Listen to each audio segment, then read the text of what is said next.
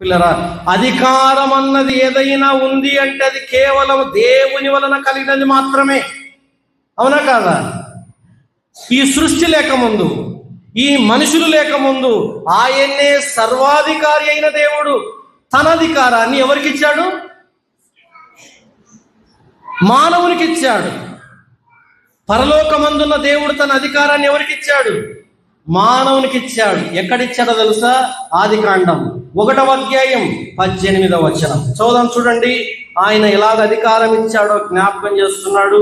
ఆదికాండం 1వ అధ్యాయం 28వ వచనం నుండి చదువుదాం. ఆదికాండం 1వ అధ్యాయం 28వ వచనం. దేవుడు వారిని ఆశీర్వదించెను. ఎట్లనగా, మీరు ఫలించి అభివృద్ధి పొంది విస్తరించి భూమిని నిండించి దాన్ని లోపరుచుకొనుడి.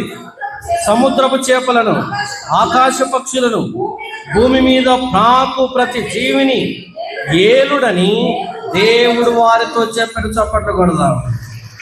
ఏలండి,